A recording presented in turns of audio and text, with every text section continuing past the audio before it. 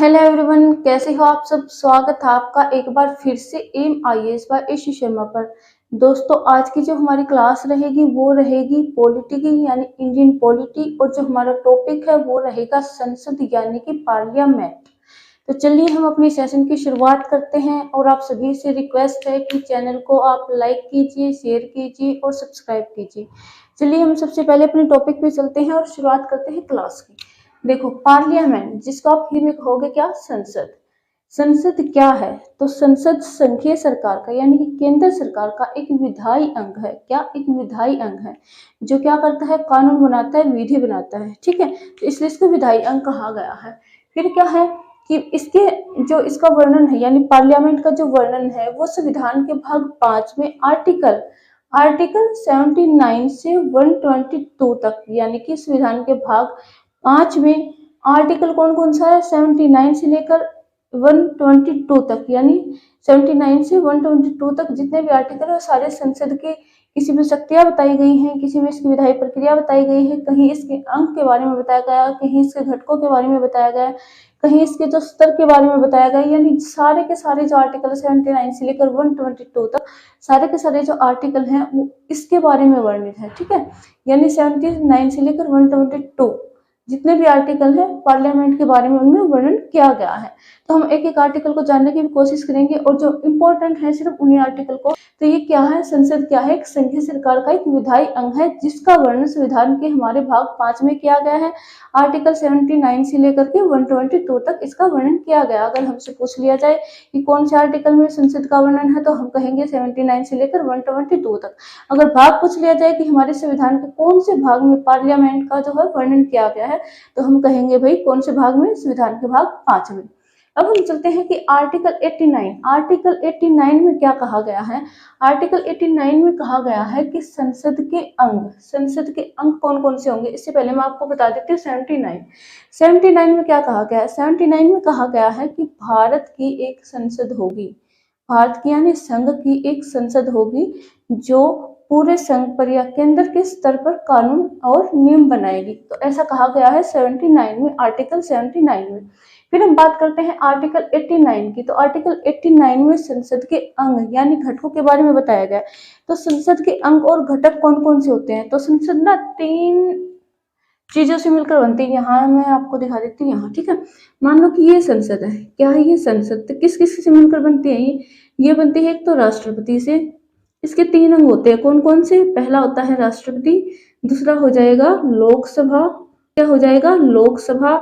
और जो तीसरा हमारा होगा वो क्या होगा, तीसरा क्या होगा, राज्यसभा। तो कौन कौन से अंग है इसके, अगर आपसे पूछा जाए कि संसद किन से मिलकर बनती है।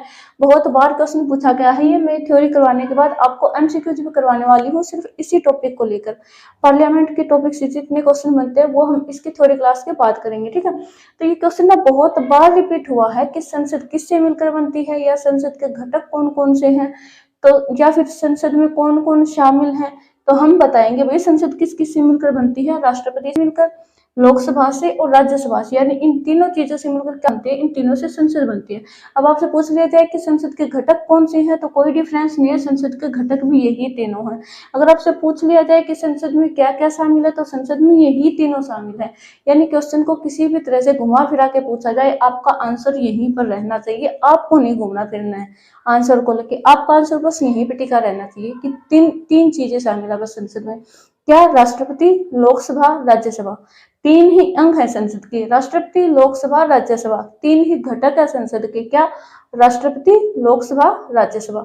तो कहीं भी कैसे भी पूछा जाए क्वेश्चन हमें आंसर यही देना है। ठीक है, तो 89 में क्या वर्णन किया गया है, इन तीनों के बारे में बताया गया है, राष्ट्रपति के बारे में, लोकसभा के बारे में, कि कौन कौन से अंग होंगे, ये तीनों अंग होंगे। ठीक है, कौन से अंग होंगे, ये तीनों अंग होंगे। फिर है इनके विघटन के बारे में। विघटन देखो, राष्ट्रपति का तो कोई विघटन होना नहीं है सॉरी।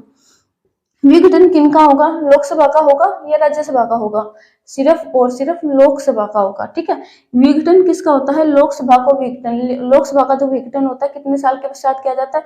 देखो वैसे तो अगर कार्यकाल हम देखें लोकसभा का तो 5 साल का होता है। कितना साल का, 5 साल का। इनका कार्यकाल कितना होता है, लोकसभा का तो 5 साल का कार्यकाल होता है। लेकिन राष्ट्रपति अपनी मर्जी से कभी भी जो है लोकसभा को विघटित कर सकते हैं। ऐसा प्रावधान है हमारे संविधान के आर्टिकल 89 में। ठीक है, अगर पूछा जाए कि लोकसभा के विघटन से संबंधित आर्टिकल कौन सा, तो हम कहेंगे 89। फिर अगर पूछा जाए कि राज्यसभा को विघटित कौन कर सकता है, लोकसभा को तो हमें पता है भाई कौन विघटित करेगा, राष्ट्रपति करेंगे, अपनी मर्जी से करेंगे। ठीक है, और अगर राष्ट्रपति नहीं करते हैं तो स्वतः ही 5 साल के बाद अपने आप विघटित हो जाएगी। जैसे चुनाव होते हैं हमारे लोकसभा के 5 साल में, तो नई लोकसभा आएगी तो ये तो विघटित हो ही जाएगी फिर पहले वाली। अब बताओ राज्यसभा, राज्यसभा को विघटित कौन करेगा, तो राज्यसभा को विघटित कोई भी नहीं करेगा, क्योंकि राज्यसभा क्या है, ये एक स्थायी सदन है। क्या है ये, एक परमानेंट, क्या है, परमानेंट हाउस है। ये क्या है, ये परमानेंट हाउस है, यानी इसका विघटन नहीं किया जाता। तो क्या होता है, क्या इसके सदस्य वही बने रहते हैं, बिल्कुल नहीं। इसके जो सदस्य होते हैं ना 2/3, इसके जो सदस्य होते हैं 2/3 जो सदस्य होते हैं वो हर 2 साल में, क्या, पर टू ईयर में वो क्या होते रहते हैं, वो रिटायर होते रहते हैं। क्या, मैंने कहा राज्यसभा के जो 2/3 सदस्य होते हैं, राज्यसभा के 2/3 सदस्य होते हैं, वो हर 2 साल में क्या करते रहते हैं, रिटायर होते रहते हैं। और राज्यसभा एक परमानेंट सदन है, यानी कि एक स्थायी सदन है, परमानेंट हाउस है, इसको कभी भी कोई भी विघटित नहीं कर सकता है।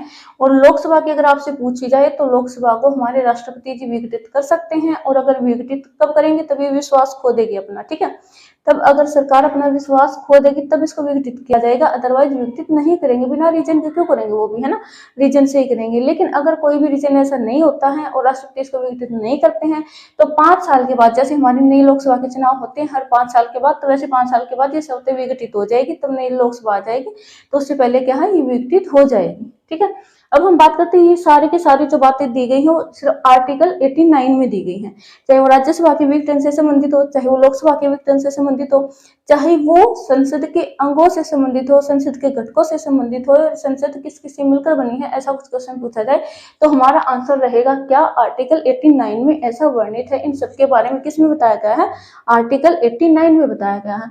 फिर हम चलते हैं कि आर्टिकल 368, आर्टिकल 368 क्या कहता है, आर्टिकल 368 किससे संबंधित है, constitution amendment right, constitution amendment right यानी कि संविधान संशोधन अधिनियम से संबंधित है हमारा आर्टिकल 368। अनुच्छेद 368 क्या कहता है, आर्टिकल 368 कहता है कि अगर कोई भी संविधान संशोधन करना है तो उसका राइट किसके पास है, यानी कि संविधान में अगर संशोधन करना है तो उसमें कौन करेगा, तो कौन करेगा, हमारी संसद करेगी। कौन करेगी, हमारी संसद करेगी। ये अधिकार सिर्फ और सिर्फ किसके पास है, वो सिर्फ, ठीक है, किसके पास है राइट, कॉन्स्टिट्यूशन अमेंडमेंट राइट किसके पास है, वो सिर्फ संसद के पास है। किस आर्टिकल के तहत संसद जो है संविधान में संशोधन कर सकती है, वो आर्टिकल 368 के तहत कर सकती है। अनुच्छेद 368 कहता है कि अगर संविधान में पहले से उपबंध जो है उनमें कोई संशोधन करना है, यानी पहले जो नियम या अधिनियम बना दिए गए उनमें अगर हमें कोई संशोधन करना है तो हम क्या करेंगे, आर्टिकल 368 के तहत हमारी जो संसद है वो उसमें संशोधन करेगी, नए कानून बनाएगी। ठीक है, फिर आर्टिकल 108 के तहत राष्ट्रपति द्वारा संयुक्त अधिवेशन। अब आर्टिकल 108 क्या कहता है, आर्टिकल 108 ये कहता है कि अगर कोई विधेयक पारित होता है लोकसभा में, ठीक है, लोकसभा ने अपनी सहमति उस पर दे दी, राज्यसभा उस पर सहमति नहीं देती है, कोई साधारण विधेयक की बात हो रही है, सिर्फ साधारण विधेयक की बात हो रही है। ठीक है, कोई लोकसभा में पारित हुआ विधेयक, लोकसभा ने अपनी सहमति दे दी, राज्यसभा में क्या, राज्यसभा ने उस पर सहमति नहीं दी। लोकसभा ने पारित किया लेकिन राज्यसभा ने उस पर सहमति नहीं दी, कोई साधारण विधेयक है, उन दोनों में चल गया विवाद, किसमें, लोकसभा में और राज्यसभा में। तो उन दोनों की संयुक्त बैठक, यानी कि इन विवाद को, जो इन दोनों के बीच में जो विवाद हुआ है उनको सुलझाएगा कौन, उनको सुलझाएगी हमारी संसद। कैसे सुलझाएगी, वो दोनों की संयुक्त बैठक बुलाएगी, यानी राज्यसभा वाले आप भी आ जाओ भाई, लोकसभा वाले आप भी आ जाओ, उन दोनों की संयुक्त बैठक बुलाएगी। उसकी अध्यक्षता कौन करेंगे, उसकी अध्यक्षता देखो बुलाएगी कौन, बैठक कौन बुलाएगा, बैठक बुलाएंगे हमारे राष्ट्रपति, लेकिन उसकी अध्यक्षता कौन करेगा, अध्यक्षता भी राष्ट्रपति करेंगे। अगर 108 के तहत की बात हो रही है, अगर आपसे पूछा जाए कि आर्टिकल 108 के तहत संयुक्त अधिवेशन की अध्यक्षता कौन करता है, आपको ये चीज ध्यान रखनी है कि 108 के तहत अगर आपको कहा जाता है तो उसकी अध्यक्षता कौन करेंगे, उसकी अध्यक्षता करेंगे हमारे राष्ट्रपति। लेकिन अगर आर्टिकल 87 कहा जाता है, मैंने कहीं लिखा है, बाद में आ जाएगा, मैं दिखा दूं, अगर 87 कहाँ गिरा, अगर आर्टिकल 87 की बात की जा रही है तो दोनों सदनों की अध्यक्षता कौन करेंगे, दोनों सदनों की अध्यक्षता करेंगे लोकसभा के स्पीकर, लेकिन उसको बैठक को बुलाएंगे कौन, बुलाएंगे राष्ट्रपति। ठीक है, आर्टिकल 108 के तहत अध्यक्षता भी कौन करेंगे? राष्ट्रपति करेंगे। और बुलाएगा भी कौन? राष्ट्रपति बुलाएंगे। अगर आर्टिकल 87 की बात हो रही है तो बैठक को बुलाएंगे कौन? राष्ट्रपति। अध्यक्षता कौन करेंगे? लोकसभा के स्पीकर। ठीक है। और ये सिर्फ ये 108 के तहत जब बैठक बुलाई जाती है तो ये सिर्फ साधारण विधेयक पर अगर कोई विवाद चल रहा हो तब बुलाए। दो इसमें अपवाद है। क्या अपवाद है? अगर धन विधेयक से संबंधित कोई मामला है तो वो कभी भी संयुक्त बैठक को बुलाकर सुलझाया नहीं जाएगा। यानी धन विधेयक से संबंधित कभी भी कोई संयुक्त बैठक नहीं बुलाई जाती। और एक है संविधान संशोधन से संबंधित कोई बैठक नहीं बुलाई जाएगी 108 के तहत। ठीक है। 108 के तहत कभी भी संविधान संशोधन से संबंधित या फिर धन विधेयक या वित्त विधेयक से संबंधित कभी भी जो है संयुक्त अधिवेशन नहीं बुलाया जाएगा। देखो अब तक जो संयुक्त अधिवेशन है वो 3 बार बुलाया जा चुका है। कब कब बुलाया गया है? इधर देखिए आप। कब कब बुलाया गया? सबसे पहले बुलाया गया था कितनी? 1961 में। किस टाइम बुलाया गया था? 1961 में। किस लिए बुलाया गया था? कि राज्यसभा और लोकसभा के बीच विवाद हो गया था। किस विधेयक को लेकर? दहेज निरोधक विधेयक को लेकर जो आज कानून बना है ना, दहेज प्रथा वाला दहेज कानून बना है, तो उसको लेकर क्या हो गया था? दोनों के बीच विवाद हो गया था, लोकसभा के बीच और राज्यसभा के बीच। तब क्या हुआ था? इन दोनों का संयुक्त अधिवेशन बुलाया गया था और तब ये जो है कानून बना था हमारा दहेज निवारण अधिनियम। फिर हमारा है 1978 में ये फर्स्ट बैठक हुई थी, फर्स्ट अधिवेशन हुआ था। सबसे पहला जो अधिवेशन हुआ था दोनों सदनों का, लोकसभा और राज्यसभा का, तो 1961 में हुआ था। दूसरा अगर पूछा जाए, अगर आपसे पूछा जाए कि अब तक कितने अधिवेशन हुए, संयुक्त अधिवेशन कितनी बार बुलाया गया है दोनों सदनों का, तो हम कहेंगे कितनी बार? 3 बार बुलाया गया। सबसे पहले बुलाया गया था 1961 में। किस लिए बुलाया गया था? दहेज निरोधक विधेयक पर चर्चा करने के लिए बुलाया गया था। फिर सेकंड है, सेकंड कब बुलाया गया था? तो सेकंड बुलाया गया था 1978 में। कब बुलाया गया था? 1978 में। मुद्दा क्या था? मुद्दा ये था बैंककारी विधेयक का मुद्दा था। बैंककारी विधेयक का मुद्दा ये था कि 1978 में बैंकों का क्या किया जाना था? सार्वजनिकरण किया जाना था। सार्वजनिकरण क्यों किया जाना था? क्योंकि जो प्राइवेट बैंक थे ना वो क्या करते थे, आम जनता को बहुत परेशान करते थे। वो जल्दी से ऋण नहीं देते थे, लोन नहीं देते थे। तो इसलिए सरकार ने क्या किया था? एक कानून बनाया था। क्या?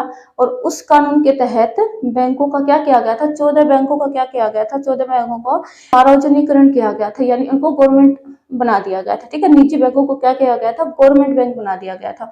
ठीक है। फिर हमारा जो तीसरा संयुक्त अधिवेशन हुआ था वो हमारा हुआ था 2002 में। कब हुआ था? 2002 में। इसका मुद्दा क्या था? इसका मुद्दा था आतंकवाद निरोधक विधेयक। ठीक है। इस विधेयक पर जो है इन दोनों सदनों के बीच में चर्चा होनी थी। किनके बीच में? लोकसभा और राज्यसभा के बीच में कुछ विवाद चल रहा था इस विधेयक को लेकर। ठीक है। इस विधेयक को लेकर विवाद चल रहा था। इसी पर चर्चा करने के लिए जो है 2002 में क्या बुलाया गया था? संयुक्त अधिवेशन बुलाया गया था लोकसभा और राज्यसभा को 108 के तहत। आर्टिकल 108 के तहत अब तक सिर्फ 3 बार संयुक्त अधिवेशन बुलाया गया है, 1961 में, 1978 में, 2002 में। ठीक है। इनके मुद्दे क्या क्या थे ये आपको बिल्कुल याद रखना है। पहला था दहेज, दूसरा था बैंककारी और तीसरा था आतंकवाद। ठीक है। अब हम चलते हैं कहाँ? संसद के अधिकारी। कि संसद के अधिकारी कौन कौन लोग होते हैं। तो देखो संसद के अधिकारी कौन होते हैं। एक मिनट, मैंने अभी आपको बताया था कि चलो मैं यही इरेज कर देती हूँ, यहाँ समझा दूंगी। ठीक है। अभी मैंने आपको बताया था कि संसद के अंग कौन कौन से होते हैं। संसद के अंग मैंने आपको बताया था। क्या आप लोगों को याद है? दोबारा से रिवाइज करा देती हूँ मैं। संसद के अंग कौन कौन से होते हैं? संसद के अंग होते हैं हमारे राष्ट्रपति। कौन? राष्ट्रपति। और कौन होता है? लोकसभा। और कौन होता है? राज्यसभा। और कौन होता है? राज्यसभा। ये 3 ही अंग होते हैं, 3 ही घटक होते हैं किसके? संसद के। ठीक है। इन तीनों से मिलकर क्या होता है? संसद बनती है। अब अधिकारी कौन होंगे? तो सीधी सी बात है भाई, इन तीनों हाउस के, ये तो राष्ट्रपति हो ही गई हमारी, इन दोनों हाउस के जो अधिकारी होंगे वही तो संसद के अधिकारी होंगे ना। तब इन तीनों से मिलकर जो है हमारी संसद बन रही है, तो संसद के अधिकारी कौन लोग होंगे? राष्ट्रपति होंगे और लोकसभा के अध्यक्ष होंगे और उपाध्यक्ष होंगे। अध्यक्ष और उपाध्यक्ष होंगे। ठीक है। और कौन होगा? राज्यसभा के सभापति। राज्यसभा के अध्यक्ष नहीं होते, राज्यसभा के सभापति होते हैं। ठीक है। राज्यसभा के सभापति। और कौन होंगे? और उपसभापति होंगे। राज्यसभा के उपसभापति कौन होंगे? उपसभापति। देखो यहाँ अध्यक्ष और उपाध्यक्ष, यहाँ सभापति और उपसभापति, ये लोग होंगे और हमारे राष्ट्रपति होंगे। अब आपसे पूछ लिया जाए कि क्या हमारे जो भारत के उपराष्ट्रपति होते हैं वो संसद के अंग होते हैं? तो वो संसद के अंग नहीं होते हैं। अगर आपसे पूछ लिया जाए कि क्या हमारे उपराष्ट्रपति हैं वो दोनों सदनों में से किसी के भी सदस्य होते हैं, तो वो बिल्कुल होते हैं। किसके सदस्य होते हैं? वो राज्यसभा के सदस्य होते हैं। अभी मैंने आपको नाम लिया ना, राज्यसभा के सभापति, तो राज्यसभा के सभापति होते हैं ना, वो हमारे उपराष्ट्रपति ही होते हैं। और आपसे अगर पूछा जाए कि उपराष्ट्रपति को वेतन कितना मिलता है, तो आप नहीं बताओगे 3 लाख मिलता है, या आप नहीं बताओगे 4 लाख ना। राष्ट्रपति को वेतन नहीं मिलता। हमारे उपराष्ट्रपति को जो वेतन मिलता है ना, वो उपराष्ट्रपति के पद के लिए नहीं मिलता, वो राज्यसभा के सभापति के पद के लिए मिलता है। क्योंकि उपराष्ट्रपति के पद के साथ उनका जो सबसे मेन रोल होता है वो किस में होता है? राज्यसभा के सभापति के रूप में होता है। और राज्यसभा के सभापति के रूप में जो पद संभाल रहे होते हैं ना, उसी पद के लिए उनको क्या दिया जाता है? वेतन दिया जाता है। ठीक है, तो आई थिंक आपको समझ आया होगा कि संसद के अधिकारी कौन होंगे। वो होंगे लोकसभा के अध्यक्ष, लोकसभा के उपाध्यक्ष, राज्यसभा के सभापति, सभा के उपसभापति और हमारे राष्ट्रपति। ठीक है, ये चीज होंगे, ये लोग होंगे, क्या होंगे? संसद के अधिकारी होंगे। और संसद के अंग कौन होंगे? ये तीनों होंगे, राष्ट्रपति, लोकसभा और राज्यसभा। ठीक है, अब हम चलते हैं। आर्टिकल 105 संसद सदस्यों के अधिकार के बारे में बताता है। आर्टिकल 105 क्या कहता है? आर्टिकल 105 बताता है भाई संसद के जो सदस्य हैं उनके क्या क्या अधिकार होंगे। कौन कौन से सदस्य हैं? यानी कि जो अध्यक्ष है उनका क्या अधिकार होगा, उपाध्यक्ष है उनके क्या अधिकार होंगे, राज्यसभा के जो सभापति हैं उनके क्या अधिकार होंगे, हमारे राष्ट्रपति के हैं उनके, मतलब इन सब के जो सब अधिकारी हैं इनके अधिकारों के बारे में बताया गया है। जैसे कि हमारे राष्ट्रपति हैं, राष्ट्रपति क्या करते हैं? आर्टिकल 353 के तहत, क्या 353 के तहत अंतरराष्ट्रीय कोई भी अंतरराष्ट्रीय समझौता हुआ, कोई भी अंतरराष्ट्रीय संधि समझौता हुआ, यानी दो देशों के बीच कोई संधि करवानी है, कोई संधि समझौता है, तो उस पर कानून बना सकते हैं। कौन? हमारे राष्ट्रपति बना सकते हैं। उसके लिए उन्हें ना तो लोकसभा की सहमति की जरूरत है, ना ही राज्यसभा की सहमति की जरूरत है। वो अपनी मर्जी के अनुसार यानी अपने विवेक के अनुसार वो उस पर कानून बना सकते हैं। फिर है आर्टिकल 368, इसमें आगे आएगा तब मैं बताऊंगी। 368 मैंने आपको बता ही दिया क्या कहता है। इनके जो अधिकारी होते हैं संसद के, उनकी क्या बताता है? अधिकारों के बारे में बताता है। जैसे कि जो लोकसभा के अध्यक्ष होते हैं, लोकसभा के अध्यक्ष, लोकसभा को एक विशेष अधिकार प्राप्त है। पहली बात तो जो लोकसभा के अध्यक्ष होते हैं वो दोनों सदनों की संयुक्त बैठक की क्या करते हैं? अध्यक्षता करते हैं। कौन करते हैं? लोकसभा के अध्यक्ष। तो ये इनका एक अधिकार है। ठीक है, दूसरी बात इनका क्या अधिकार है कि निर्णायक मत दे सकते हैं। मान लो किसी चीज पर विवाद चल रहा है दोनों सदनों में, या फिर राज्यसभा में लगा लो या फिर लोकसभा के सदस्यों के बीच में लगा लो कि आपस में कोई विवाद चल रहा है। ठीक है, और दोनों के जो मत है ना, उस मतलब विधेयक को लेकर मत दोनों के जो है समान मात्रा में है। लेकिन अब इनके पास ना एक अधिकार होता है कि इनके पास लोकसभा के अध्यक्ष के पास एक अधिकार होता है। मान लो ए एक पार्टी है और बी एक पार्टी है, इसके पास भी वोट है, मान लो 17 वोट है, इसके पास भी 17 वोट हैं। तो अब किसको विजयी घोषित करें? क्योंकि अध्यक्षता तो हमारी यही कर रहे हैं ना, लोकसभा के अध्यक्ष। किसको विजयी घोषित करें? तो ये किसी को नहीं करेंगे। ये क्या है? इनके पास एक अधिकार होता है इनका खुद का वोट देने का। ये चाहे तो अपना वोट इसको दे सकते हैं, और अगर अध्यक्ष यानी लोकसभा अध्यक्ष चाहे तो ये अपना वोट इसको दे सकते हैं, यानी पार्टी ए या बी किसी को भी अपना वोट दे सकते हैं। और इस वोट को क्या कहते हैं? इसको हम कहते हैं निर्णायक मत। क्या कहते हैं इसको? निर्णायक मत। ठीक है, तो इनके जो अधिकार हैं, अध्यक्ष जो लोकसभा के अध्यक्ष हैं, इनका अधिकार मैंने आपको बताया है। एक तो क्या है? वो दोनों सदनों के संयुक्त बैठक के क्या करते हैं? अध्यक्षता करते हैं। आर्टिकल 87 के तहत, आर्टिकल 87 के तहत, ना कि 108। 108 की अगर बात हो रही है तो हमारे राष्ट्रपति दोनों सदनों की अध्यक्षता करेंगे। लेकिन अगर बात हो रही है 87 की, तो अध्यक्षता कौन करेगा? हमारे लोकसभा के स्पीकर करेंगे। पहला अधिकार इनका ये था। दूसरा अधिकार ये है कि ये निर्णायक मत, अपना जो इनका खुद का निर्णायक मत होता है, वो किसी भी पार्टी को अपना दे सकते हैं। ठीक है, अपनी मर्जी से वो किसी भी पार्टी को दे सकते हैं, जैसे कि मैंने आपको यहाँ बताया है। तो ऐसे सभी के जो अधिकार हैं, जैसे मान लो सभापति हैं, राज्यसभा के सभापति हैं, इनका अधिकार क्या है? राज्यसभा के सभापति मैंने अभी आपको बताया है कौन होते हैं। राज्यसभा के सभापति हमारे उपराष्ट्रपति होते हैं। तो मान लो कि राष्ट्रपति हमारे हैं वो अपने पद पर नहीं है। क्या? राष्ट्रपति हमारे अपने पद पर नहीं है, तो राष्ट्रपति के पद को कौन संभालेगा? उपराष्ट्रपति संभालेंगे, है ना। एक बार इरेज करके मैं दिखा देती हूँ। ये आप सबको पता होगा कि अगर राष्ट्रपति का पद खाली है तो उसके पद को कौन संभालेंगे? उपराष्ट्रपति संभालेंगे। ठीक है, ये राष्ट्रपति का पद है, ये खाली है, और यहाँ है उपराष्ट्रपति हमारे, यानी कि उपराष्ट्रपति कौन है? सभापति हैं। सभापति ही कौन है? हमारे उपराष्ट्रपति हैं।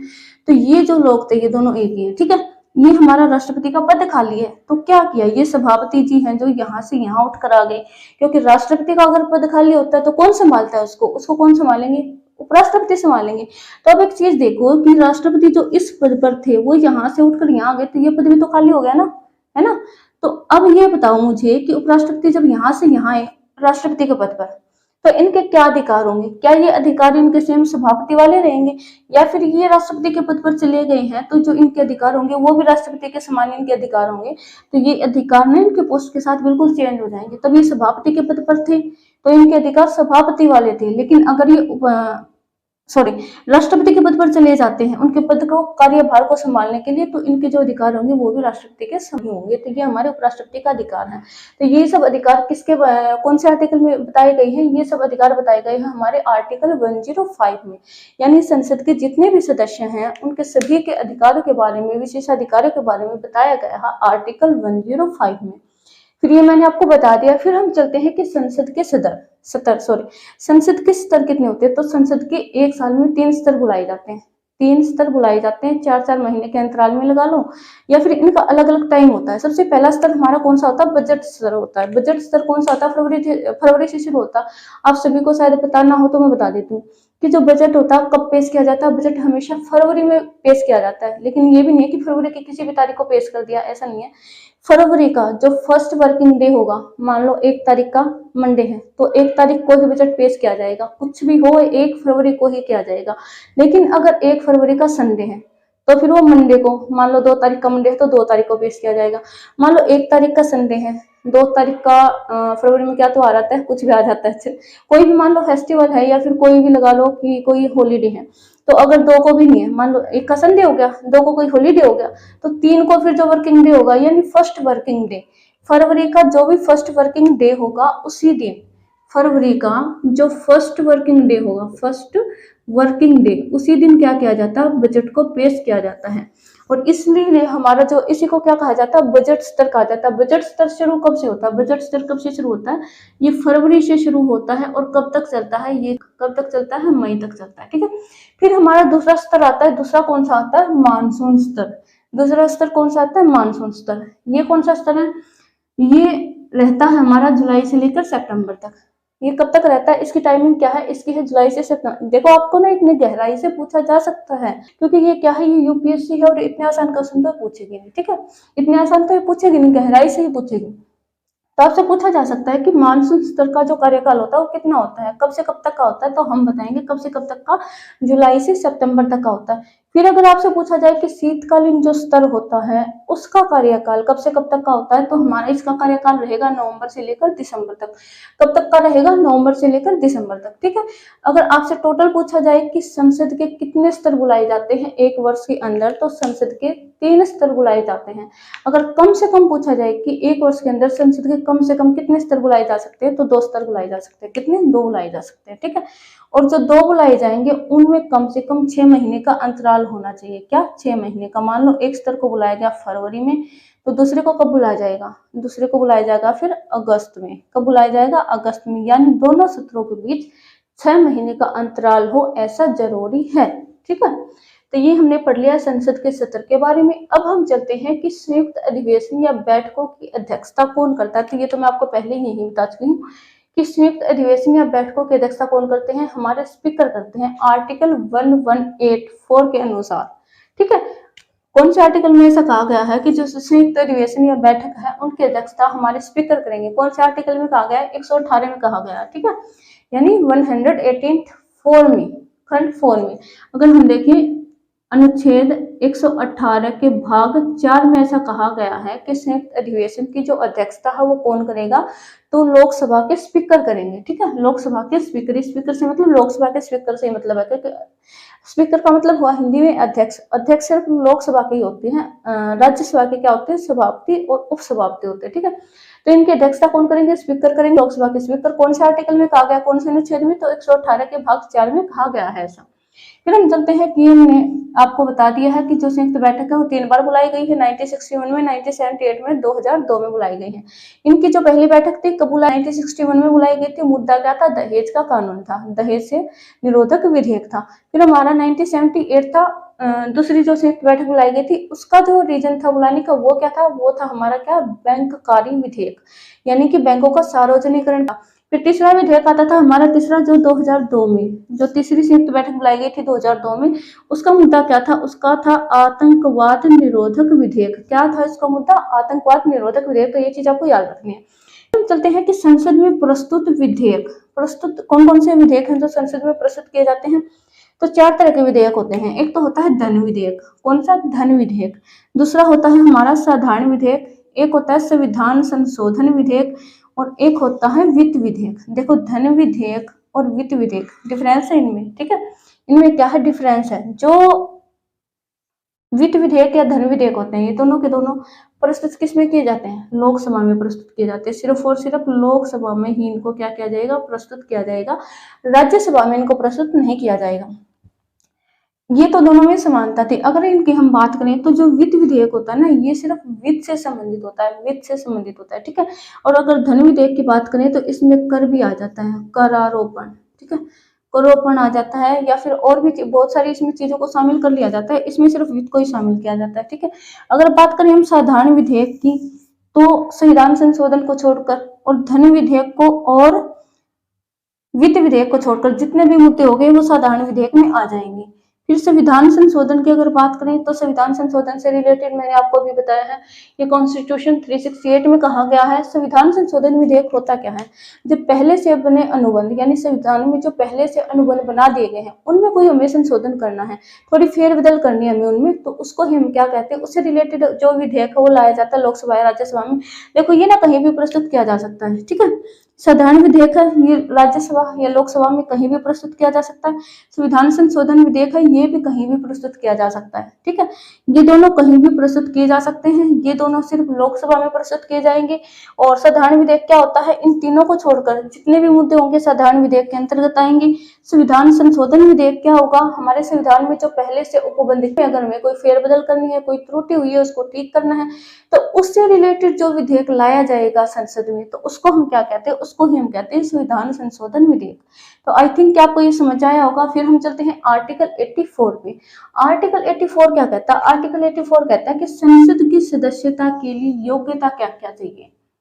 संसद की सदस्यता के लिए क्या योग्यता चाहिए? सबसे पहले क्या होना चाहिए? सबसे पहले भारत का नागरिक होना चाहिए। क्या होना चाहिए? भारत का नागरिक। उम्र कितनी होनी चाहिए? उम्र 25 होनी चाहिए राज्यसभा या लोकसभा के सदस्य के लिए, ठीक है। उम्र कितनी होनी चाहिए? 25 होनी चाहिए। फिर बात करते हैं हम आर्टिकल 85 की। आर्टिकल 85 क्या कहता है? आर्टिकल 85 कहता है कि संसद के सत्र या सत्रावसान या विघटन के बारे में हमें बताता है आर्टिकल 85। देखो, ये विघटन की बात मैं आपको यही बता चुकी हूँ, ठीक है।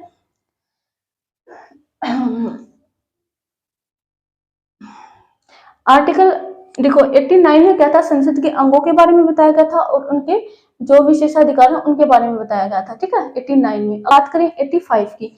85 की तो संसद के स्तर कौन कौन से? ये स्तर कहा मैंने भी अभी बताया था आपको, ये वाले स्तर, ठीक है। संसद के स्तर कौन से होते हैं? ये स्तर जो 3 बार बुलाए जाते हैं एक साल में, 3 बार बुलाए जाते हैं। लेकिन अगर कम से कम की बात हो तो हम 2 बार भी बुला सकते हैं 6 महीने के अंतराल पर, ठीक है। इन्हीं स्तर की बात हो रही है यहाँ, तो ये मैं आपको पहले से डिटेल में बता चुकी हूँ। सत्रावसान विघटन, विघटन का मतलब होता है लोकसभा का ही विघटन किया जा सकता है, राज्यसभा का विघटन नहीं किया जा सकता। लोकसभा का विघटन कौन करता है? हमारे राष्ट्रपति करते हैं। फिर अगर सत्रावसान की बात आ गई तो सत्रावसान क्या होता है? सत्रावसान होता है किसी भी बैठक को, मान लो दोनों सदनों की संयुक्त बैठक चल रही है तो उसको थोड़े समय के लिए रोकना, उसको हम कहेंगे सत्रावसान, ठीक है। तो ये सब इन सब के बारे में कौन से आर्टिकल में कहा गया? इन सब के बारे में आर्टिकल हमारा 85 है, वो वर्णित करता है। फिर आते हैं हम आर्टिकल 100 पर। आर्टिकल 100 पर, तो आर्टिकल 100 का भाग 1 क्या कहता है? 1 कहता है, पार्ट 1 कहता है कि लोकसभा अध्यक्ष द्वारा निर्णायक मत का प्रयोग, जो मैं आपको पहले बता चुकी हूँ कि निर्णायक मत का प्रयोग करते हैं लोकसभा अध्यक्ष। ये इनका खुद का अधिकार होता है कि वो अपने निर्णायक मत को किसी भी पार्टी को दे सकते हैं। यानी जब पार्टी दो विपक्ष दलों के मान लो 2 विपक्ष दल है, अभी मैंने आपको बताया था ए और बी है, मान लो दोनों के पास सेम वोट है, इसके पास भी 18 है, इसके पास भी 18 है, तो आर्टिकल 100 है वो क्या कहता है कि जो लोकसभा के अध्यक्ष हैं वो अपना निर्णायक मत किसी भी दल को दे सकते हैं, यानी किसी भी पार्टी को अपना निर्णायक मत वो दे सकते हैं। इसी को हम कहेंगे निर्णायक मत। जो इनका खुद का एक वोट होता है इनके पास, इनको हम कहते हैं निर्णायक मत, क्योंकि इससे निर्णय हो जाता है ना। फिर मान लो इन्होंने इसको दे दिया, पार्टी बी को दिया, तो निर्णय हो गया भाई पार्टी बी जीत गई। अगर इन्होंने ए को दिया तो निर्णय हो गया पार्टी ए जीत गई, इसलिए इसको कहते हैं निर्णायक मत। ठीक है, फिर आर्टिकल अगर 110 की बात करें तो ये धन विधेयक की परिभाषा हमें बताता है कि धन विधेयक, धन विधेयक क्या है, इसकी परिभाषा हमें बताएगा। इसकी परिभाषा दी गई है किसमें, आर्टिकल 110 में, आर्टिकल 110 में। ठीक है, तो धन विधेयक जो है वो किसमें लाया जाता है, मैंने आपको बताया है लोकसभा में लाया जाता है। और कोई विधेयक धन विधेयक है या नहीं, इसका निर्णय कौन करता है, तो इसका निर्णय भी हमारे लोकसभा के अध्यक्ष करते हैं। तो ये भी इनका एक विशेषाधिकार हो गया। ठीक है, फिर हम चलते हैं आर्टिकल 122 पे, यानी 122 पे चलते हैं। 122 आर्टिकल क्या कहता है कि न्यायालयों द्वारा संसद की कार्यवाहियों की जांच प्रतिबंधित करता है। ठीक है, आर्टिकल 122 में कहा गया है कि जो न्यायालय है ना, न्यायालय यानी न्यायपालिका हमारे जो संसद की जो कार्यवाहियां हैं उनकी जांच नहीं कर सकती, यानी कोई भी न्यायालय संसद की कार्यवाहियों की जांच नहीं कर सकता। इस पर प्रतिबंध लगाया है किस आर्टिकल ने, आर्टिकल 122 ने। तो ये थी हमारी क्लास, लेकिन अभी हम जो है एमसीक्यूज करने वाले हैं। क्या, अभी इसी टॉपिक से रिलेटेड हम जितने भी एमसीक्यू बनते हैं सारे करेंगे, क्योंकि कम से कम 200 से 250 क्वेश्चन बनते हैं इससे। ठीक है, जो रिपीट हुए, बार बार रिपीट हुए हैं। मैंने बुक से ही लिया है, पूर्वालोकन की जो बुक ली है उसी से मटेरियल लिया है। क्वेश्चन का कह रही हूँ मैं, एमसीक्यू जो मैंने लिए हैं वो पूर्वालोकन बुक से लिए हैं, तो अभी हम वही करने वाले हैं। ठीक है,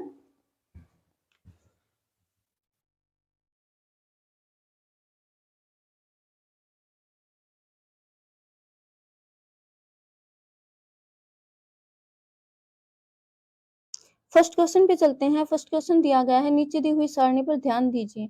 भारत की संसद के बारे में दिया हुआ है, एक तरफ राज्यसभा के बारे में कुछ मतलब इंफॉर्मेशन दी है, और एक तरफ जो है लोकसभा के बारे में इंफॉर्मेशन दी है। राज्यसभा में लिखा हुआ है कि 250 से अधिक सदस्य, यानी 250 से अधिक सदस्य नहीं होने चाहिए, बिल्कुल सही बात है। 12 नाम निर्देशित सदस्य, बिल्कुल सही बात है, 12 नाम निर्देशित सदस्य होते हैं राज्यसभा में, जिनको कौन चुनते हैं, राष्ट्रपति चुनते हैं, यानी नाम निर्देशित उनको करते हैं। फिर 238 से अधिक राज्यों और संघ राज्यों के प्रतिनिधि, तो ये भी सही है। इसमें जो डाटा दिया हुआ राज्यसभा के लिए बिल्कुल बिल्कुल सही है। लोकसभा के लिए देखते हैं, 552 से अधिक सदस्य, यानी टोटल सदस्य कितने होते हैं, 552। 530 से अधिक राज्यों के प्रतिनिधि, राज्यों के प्रतिनिधि कितने होते हैं, 530, ये भी सही है। फिर 2 से अधिक, यानी दो, दो कौन होते हैं, एंग्लो इंडियंस। देखो 1995 का क्वेश्चन है ये, तो उस टाइम पे अगर हम देखेंगे तो एंग्लो इंडियंस होते थे, लेकिन अब 2020 में जो है इनको समाप्त कर दिया गया, एंग्लो इंडियंस को अब नहीं लिया जाता है, इनको मतलब नाम निर्देशित नहीं किया जाता। पहले इनको राष्ट्रपति 2020 से पहले नाम निर्देशित करते थे एंग्लो इंडियंस के प्रतिनिधि के रूप में। फिर हमें ये देखना तथा एक्स, यानी एक्स की जगह पे क्या आएगा, ए बी सी डी में से हमें देखना क्या आएगा। तो आपको अंदाजा होना चाहिए कि लोकसभा में कौन कौन लोग होते हैं। देखो ये तो इन्होंने दे दिया है कि राज्यों के प्रतिनिधि, फिर 2 एंग्लो इंडियंस दे दिया, तो बचा क्या है, बचा है संघ राज्य क्षेत्र के 20 प्रतिनिधि। ठीक है, संघ राज्य क्षेत्र से कितने लोग होते हैं, 20 प्रतिनिधि होते हैं संघ राज्य क्षेत्रों के, तो इसमें आंसर हमारा आ जाएगा सी। ठीक है, सेकंड क्वेश्चन पे चलते हैं। भारतीय संविधान के अनुच्छेद 87 के अंतर्गत भारत का राष्ट्रपति अभिभाषण देता है। देखो आपको ना ध्यान रखना है, यहाँ अनुच्छेद 87 दिया गया है, 108 नहीं। अगर 108 होता तो हम क्या करते कि संसद के दोनों सदनों की संयुक्त बैठक में, 108 के तहत क्या होता है कि राष्ट्रपति जो होते हैं संयुक्त अधिवेशन, मतलब संयुक्त बैठक बुलाते हैं दोनों सदनों की, यानी लोकसभा की और राज्यसभा की। लेकिन अब इसमें आंसर ये नहीं आएगा, क्योंकि इन्होंने आर्टिकल लिख दिया है 87। तो 87 में क्या होता है, 87 में होता है एक साथ संवेद, संसद के दोनों सदनों में और संयुक्त बैठक में बहुत ही डिफरेंस है। ठीक है, तो यहाँ दोनों सदनों में आएगा 87 के तहत। देखो भारतीय संविधान के अनुच्छेद 87 के अनुसार भारत का राष्ट्रपति लोकसभा के लिए प्रत्येक साधारण निर्वाचन के पश्चात प्रथम स्तर के आरंभ में और प्रत्येक वर्ष के प्रथम स्तर के आरंभ में एक साथ संवेद संसद के दोनों सदनों में अभिभाषण देता है। यानी कि जैसे ही लोकसभा के चुनाव हुए तो पहली बैठक जो होगी, प्रथम जो दोनों सदनों की जो बैठक होगी उसमें क्या होंगे, वो राष्ट्रपति अभिभाषण देंगे। लेकिन संयुक्त बैठक क्या होती है, 108 के तहत, आर्टिकल 108 के तहत वो बुलाई जाती है। किस मुद्दे पर, वो कोई स्पेशल मुद्दा होता है, जैसे कि मान लो वित्त विधेयक है, कोई वित्त विधेयक है उसके बारे में, या फिर कोई भी विधेयक है जो राज्यसभा ने पास कर दिया है या फिर लोकसभा ने पास कर दिया है, राज्यसभा ने सहमति नहीं दी है, दोनों के बीच अगर कोई विवाद हो जाता है ना, तो उस स्थिति में दोनों सदनों की बैठक बुलाई जाती है। उसमें 108 के तहत क्या होता है, जो राष्ट्रपति होते हैं संयुक्त बैठक बुलाते हैं दोनों सदनों की। तो इस चीज को आपको थोड़ा ध्यान रखना है। थर्ड हमारा क्वेश्चन है, भारत के राष्ट्रपति के विशेष अभिभाषण के संदर्भ में निम्नांकित में से कौन से कथन सही हैं, ये देखना हमें। तो दो कथन दिए हुए हैं। फर्स्ट है कि राष्ट्रपति लोकसभा के साधारण निर्वाचन के पश्चात प्रथम स्तर और प्रत्येक वर्ष के प्रथम स्तर के आरंभ में संसद के दोनों सदनों की संयुक्त बैठक को संबोधित करता है। क्या कहा कि राष्ट्रपति लोकसभा के साधारण निर्वाचन के पश्चात प्रथम स्तर और प्रत्येक वर्ष के प्रथम स्तर के आरंभ में, बिल्कुल सही है ये बात, बिल्कुल सही है। ठीक है, अभी अभी मैंने कहा ना कि मान लो कोई भी लोकसभा चुनाव हुए तो जो प्रथम बैठक होगी उसको अभिभाषण कौन करेगा, उनको संयुक्त बैठक को संबोधित कौन करेगा, राष्ट्रपति करेंगे। फिर राष्ट्रपति अपने अभिभाषण में संसद को उसके आह्वान के कारणों के विषय में सूचित करता है, ये भी सही है। मान लो उन्होंने क्या है, संसद, मान लो जो सबसे पहले लोकसभा के चुनाव हुए फिर जो बैठक बैठते हैं तो सबसे पहले वो क्या करते हैं, सूचना देते हैं कि किस बारे में जो है ये बैठक जो है की गई है। ठीक है, तो उस कारणों की मतलब कारणों के विषय में सूचित करता है दोनों सदनों के लोगों को। तो इसमें 1 और 2 दोनों के दोनों सही हैं। फोर्थ हमारा क्वेश्चन है, भारत के संविधान में निम्नलिखित में से क्या कथित है, मतलब क्या कहा गया है। राष्ट्रपति संसद के किसी भी सदन का सदस्य नहीं होगा। अब यहाँ ध्यान देने योग्य बात क्या है कि राष्ट्रपति संसद के किसी भी सदन का सदस्य नहीं होगा। बिल्कुल सही बात है, ये सदन का सदस्य नहीं होगा लेकिन संसद का सदस्य होगा। ठीक है, तो ये बात इनकी क्या है, बिल्कुल सही है। संसद राष्ट्रपति और दो सदनों से मिलकर बनती, ये भी सही है। तो दोनों के दोनों कथन इसमें बिल्कुल सही है। ठीक है, आंसर हमारा रहेगा बी। नेक्स्ट हमारा है राष्ट्रपति। राष्ट्रपति के बारे में क्या सही है, इसमें से ये देखना है। राष्ट्रपति संसद का हिस्सा नहीं होता, ये तो गलत है भाई, संसद का हिस्सा होता है, संसद का हिस्सा होता है, ये सही है। ठीक है, तो आंसर इसमें हमारा बी आ जाएगा कि राष्ट्रपति होते हैं वो संसद का हिस्सा होते हैं लेकिन सदन का हिस्सा नहीं होते। सदन से मतलब यहाँ राज्यसभा और लोकसभा से है।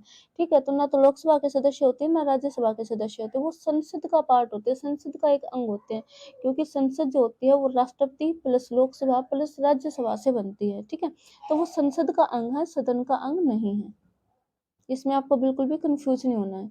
6 हमारा क्वेश्चन है, भारतीय संसद बनती है। भारतीय संसद किससे बनती है, अभी मैंने बताया किससे बनती है, लोकसभा से, राज्यसभा से और राष्ट्रपति से। 3 ही अंग होते हैं संसद के, लोकसभा, राज्यसभा और राष्ट्रपति। तो देख लो तीनों कहाँ दिए हुए हैं, डी में दिए हुए हैं। ठीक है, आंसर हमारा जाएगा डी के साथ। फिर भारतीय संसद में शामिल है, भारतीय संसद में कौन शामिल है, वही क्वेश्चन है, सेम है, बस थोड़ा सा इसको डिफरेंस मतलब वे में पूछ लिया है। भारतीय संसद में कौन कौन शामिल है, तो आ जाएगा हमारा सी आंसर, राष्ट्रपति, राज्यसभा तथा लोकसभा। फिर है 8th क्वेश्चन, भारत में संसद मिलकर निर्मित होती है, किससे मिलकर निर्मित होती है, तो इसमें आ जाएगा हमारा एक राष्ट्रपति, तीसरा जो है ऑप्शन वो लोकसभा, फिर आ जाएगा क्या, राज्यसभा। यानी फर्स्ट, सेकंड और थर्ड इसमें सही है। फर्स्ट सेकंड थर्ड देख लो कहाँ है, फर्स्ट सेकंड थर्ड फर्स्ट में ही है। ठीक है, आंसर जाएगा हमारा ए के साथ। 9th क्वेश्चन है, भारतीय संसद में निम्नलिखित में से कौन शामिल है। भारतीय संसद में निम्न में से कौन शामिल है, लोकसभा शामिल है, राज्यसभा शामिल है और कौन है, इसमें ऑप्शन में नहीं है। डी ऑप्शन में है कि राष्ट्रपति एवं दोनों सदन, दोनों सदन यानी लोकसभा, राज्यसभा और राष्ट्रपति फिर होए गए हैं। तो ये तीनों क्या है, इसमें शामिल है, संसद में शामिल है। इन तीनों से मिलकर क्या बनती है, संसद बनती है। आंसर हमारा रहेगा डी। देखो राष्ट्रपति इन दोनों सदन, दोनों सदनों का मतलब हो गया राज्यसभा और लोकसभा। 10th हमारा क्वेश्चन है, निम्नांकित पर विचार कीजिए और भारतीय संसद के सही गठन को चिन्हित कीजिए। संसद के सही गठन को मतलब संसद किससे मिलकर बनती है, वही बात है, रिपीटेड क्वेश्चन है। तो लोकसभा, राज्यसभा और किससे, राष्ट्रपति से। आंसर हमारा जाएगा सी के साथ। ठीक है, फिर भारतीय संसद में निम्न में से कौन सम्मिलित है, भाई यही क्वेश्चन बार बार है, आप इसको देख लेना। भारतीय संसद के घटक हैं, घटक भी वही है कि कौन कौन इसके अंग हैं, कौन कौन है इसके अंग, राष्ट्रपति है, लोकसभा है और राज्यसभा है। आंसर हमारा रहेगा बी। देख लो एक ही क्वेश्चन को मेंस में, प्रीलिम्स में कितनी बार पूछा जा चुका है। देखो 7th क्वेश्चन, इसमें 13th क्वेश्चन पे हम आ गए और वही क्वेश्चन चल रहा है बार बार। तो देख लो एक क्वेश्चन कितनी बार रिपीट होता है। निम्नलिखित में 13 हमारा क्वेश्चन है, निम्नलिखित में कौन संसद का अनन्य भाग नहीं है। अनन्य भाग कौन नहीं है, तो इसमें उपराष्ट्रपति नहीं है, उपराष्ट्रपति संसद के भाग नहीं होते हैं। 14th क्वेश्चन है हमारा, एक वर्ष में कम से कम कितनी बार संसद की बैठक होना आवश्यक है। तो कम से कम कितनी बार होना आवश्यक है, तो कम से कम 2 बार होना आवश्यक है। वैसे 3 बार होती हैं लेकिन अगर कम से कम की बात की जाए तो 2 बार से भी काम चल सकता है। उनका अंतराल होना चाहिए, दोनों के बीच का अंतराल 6 महीने का होना चाहिए, यानी हर 6 महीने में फिर एक बैठक होनी चाहिए। अगर 2 होंगे तो 6 महीने में एक और उसके 6 महीने के बाद एक, ऐसे होंगे। ठीक है, अदरवाइज 4-4 महीने में होती है, 3 बैठक बुलाई जाती है। संसद के 2 सत्रों के बीच अधिकाधिक अंतराल होना चाहिए, अभी मैंने बताया है कितना अंतराल होना चाहिए, 6 महीने का। फिर हमारा नेक्स्ट है कि संसद के अधिकारियों में सम्मिलित है। संसद के अधिकारियों में कौन-कौन सम्मिलित है? बात वही आ जाएगी कि जो लोकसभा के सदस्य होंगे वो शामिल होंगे और जो राज्यसभा के सदस्य होंगे वो शामिल होंगे और राष्ट्रपति तो हमारे हैं ही। तो देख लो अब इसमें कौन-कौन है। अध्यक्ष लोकसभा यानी लोकसभा के अध्यक्ष, बिल्कुल। उपाध्यक्ष तथा लोकसभा, ये भी सही है क्योंकि लोकसभा के अध्यक्ष, लोकसभा के उपाध्यक्ष और राज्यसभा के सभापति, राज्यसभा के उपसभापति, महासचिव, ये सब क्या होते हैं? शामिल होते हैं किसमें? संसद के अधिकारियों में। तो इसमें आ जाएगा सभी चारों। फिर 17th हमारा क्वेश्चन है, संसदीय विधानसभा के किसी सदस्य की सदस्यता तब समाप्त समझी जाती है जब वह बिना सदन को सूचित किए अनुपस्थित रहता है। मान लो भाई कोई भी विधानसभा का सदस्य है तो उसकी सदस्यता को समाप्त कब किया जा सकता है? उसकी सदस्यता को समाप्त तब किया जाएगा जब वो 6 महीने तक, सॉरी 6 महीने तक नहीं, 2 महीने तक, ठीक है, मतलब 60 दिन तक, 2 महीने तक बिना किसी को सूचित किए अनुपस्थित रहता है, वो सदन में जो है प्रेजेंट नहीं होता है, उपस्थित नहीं होता है 60 दिन तक कंटिन्यू बिना किसी को इन्फॉर्मेशन दिए, तो तब क्या है? उसकी सदस्यता छीन ली जाती है या फिर उसकी सदस्यता हम कह सकते हैं कि समाप्त हो जाती है। तो आंसर हमारा रहेगा 60 डेज। ठीक है, नेक्स्ट क्वेश्चन पे चलते हैं। एक एमपी की सीट को रिक्त घोषित किया जा सकता है। वही बात है कि एक एमपी की जो सीट होती है, पद होता है, उसको रिक्त घोषित कब किया जा सकता है? यदि वह सदन से लगातार कितने दिन की अवधि के लिए अनुपस्थित रहता है, अभी मैंने बताया है, तो 60 डेज यानी कि 2 माह। ठीक है, 2 माह की अवधि के लिए अगर वह अनुपस्थित रहता है तो एक एमपी की सीट को क्या घोषित किया जाएगा? रिक्त घोषित किया जाएगा, यानी कि उसके पद से उसको वंचित कर दिया जाएगा। 19th हमारा क्वेश्चन है, बिना अनुमति के कितने दिन संसद से अनुपस्थित रहने पर किसी सांसद को अयोग्य घोषित किया जा सकता है? वही बात है, सांसद को अयोग्य घोषित करेंगे अगर वो 2 महीने से ज्यादा या 2 महीने तक भी बिना किसी को सूचित करे संसद में अनुपस्थित रहता है तो। ठीक है, आंसर हमारा रहेगा बी। सर्वप्रथम एक सांसद या विधायक को इस आधार पर सदस्यता से अयोग्य घोषित किया गया कि वह सदन की अनुमति के बिना उसकी 60 लगातार बैठकों में अनुपस्थित रहा था। तो ऐसा कौन सा एमपी था या कौन सा सांसद या विधायक था जो जिसको सबसे पहले क्या किया गया था? अयोग्य घोषित किया गया था। किस कारण से, किस वजह से? क्योंकि वह लगातार 60 बैठकों में यानी 60 दिन क्या रहा था? अनुपस्थित रहा था। तो वो थे पंजाब के बरजिंदर सिंह। वो क्या थे कि वो एक निर्दलीय राज्यसभा सांसद थे। वो 60 दिनों तक सदन में अनुपस्थित रहे थे बिना किसी को बताए, तो उसको क्या किया था? अयोग्य घोषित कर दिया गया था। नेक्स्ट हमारा क्वेश्चन है, किसी मंत्री के विरुद्ध विशेषाधिकार प्रस्ताव उठाया जा सकता है। किसी मंत्री के विरुद्ध विशेषाधिकार प्रस्ताव कब उठाया जाएगा? कब उठाया जाएगा? यदि किसी मामले के तथ्य को वो रोकता है या फिर जो तथ्य होते हैं उनको बिगाड़ कर प्रस्तुत करता है, कहते हैं ना बढ़ा चढ़ाकर या फिर कुछ छुपा कर उसमें से कुछ हाइड कर लेता है, तो उसको क्या करेंगे हम? उसके विरुद्ध विशेषाधिकार का प्रस्ताव उठा सकते हैं। ठीक है, तो आंसर हमारा रहेगा सी, यानी किसी मामले के तथ्य को अगर वह रोकता है या तथ्य को बिगड़ा हुआ वर्णन देता है तो उसको क्या करेंगे? हम उसके खिलाफ विशेषाधिकार का प्रस्ताव ला सकते हैं संसद में। नेक्स्ट हमारा क्वेश्चन है, निम्नलिखित कथनों पर विचार कीजिए। फर्स्ट है कि संसद योग्यता निवारण अधिनियम 1959 कई पदों को लाभ का पद के आधार पर निर्भरता से छूट देता है। तो ये बात बिल्कुल सही है। ठीक है, क्योंकि जो संसद का जो सदस्य होगा वो किसी अन्य, यानी अगर हम कहें तो प्राइवेट सेक्टर में, कहीं भी प्राइवेट सेक्टर में जो लाभ के पद पर नहीं होना चाहिए। ठीक है, फिर उपयुक्त अधिनियम 5 बार संशोधित किया गया था। ये भी सही है। इस अधिनियम को ना 5 बार संशोधित किया गया है। शब्द लाभ का पद भारत के संविधान में भली भांति परिभाषित किया गया, बिल्कुल नहीं, ऐसा नहीं है। भारत के संविधान में इस पद की कोई जो है परिभाषा नहीं दी गई है। तो थर्ड तो इसमें आएगा नहीं, हमारा आएगा 1 और 2 सही है, यानी ऑप्शन हमारा रहेगा ए। ठीक है, फिर लाभ के पद का निर्णय कौन करेगा? कौन करेगा भाई लाभ के पद का निर्णय? राष्ट्रपति एवं राज्यपाल, संघीय संसद, उच्चतम न्यायालय का तो इसमें कोई मैटर ही नहीं है। संघ लोक सेवा आयोग, देखो ये भी वहां क्या करेगी, तो इसमें जो लाभ के पद का जो निर्णय करेगा वो कौन करेगा? हमारे राष्ट्रपति या फिर राज्यपाल या फिर संघीय संसद करेगी। ठीक है, तो इसमें हमारा आंसर रहेगा ए और बी। नेक्स्ट क्वेश्चन है, निम्नलिखित में से कौन सा एक प्रावधान भारतीय संविधान के अंतर्गत संसद के सदस्यों के विशेषाधिकारों तथा उन्मुक्तियों को निर्धारित करता है? तो कौन सा ऐसा अनुच्छेद है, कौन सा ऐसा प्रावधान है जो संसद के सदस्यों के विशेषाधिकारों तथा उन्मुक्तियों को निर्धारित करता है? आई थिंक आप सभी को पता होगा, इसका आएगा हमारा अनुच्छेद 105 यानी कि आर्टिकल 105 आ जाएगा इसमें। ठीक है, इसमें किसके बारे में बताया गया है? संसद के सदस्यों के अधिकारों के बारे में बताया गया है। आंसर बी है। ठीक है, इसमें संसद के सदस्यों और समितियों की शक्ति, उनके अधिकार तो उन मुक्तियों को निर्धारित किया गया है। नेक्स्ट हमारा क्वेश्चन है, निम्नलिखित में कौन संसद सदस्यों का सामूहिक विशेषाधिकार नहीं है? सामूहिक विशेषाधिकार क्या नहीं है संसद के सदस्यों का, ये देखना।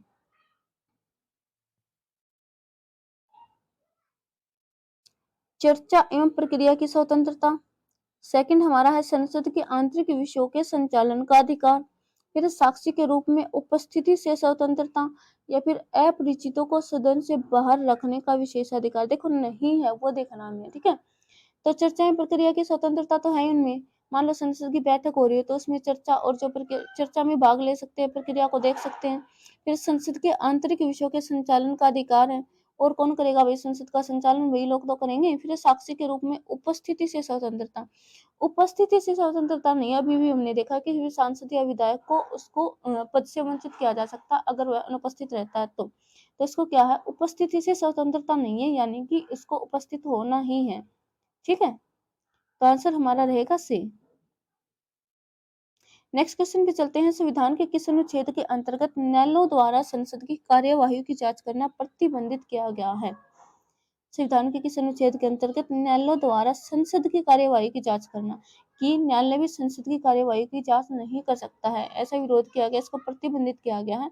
किस आर्टिकल में किया गया है? तो ये आर्टिकल 122 में किया गया है, अनुच्छेद 122 में कहा गया है कि जो न्यायालय है वो संसद की कार्यवाही की जांच नहीं करेंगे। 27 हमारा क्वेश्चन है, निम्नलिखित में से किनको लोकसभा और राज्यसभा दोनों के निर्वाचनों में मतदान का अधिकार है? यानी लोकसभा में भी और राज्यसभा में भी कौन से सदस्य हैं जो मतदान कर सकते हैं? संसद के निम्न सदन में निर्वाचित सदस्य नहीं। संसद के निम्न सदन में निर्वाचित सदस्य बोले तो लोकसभा में निर्वाचित सदस्य नहीं, वो नहीं कर सकते, क्योंकि लोकसभा के अगर निर्वाचित सदस्य होंगे तो वो तो लोकसभा में ही करेंगे। फिर संसद के उच्च सदन के निर्वाचित सदस्य नहीं, ये भी नहीं करेंगे। राज्य विधानमंडल के उच्च सदन के निर्वाचित सदस्यों को, या फिर राज्य विधानमंडल के निम्न सदन के निर्वाचित सदस्यों को।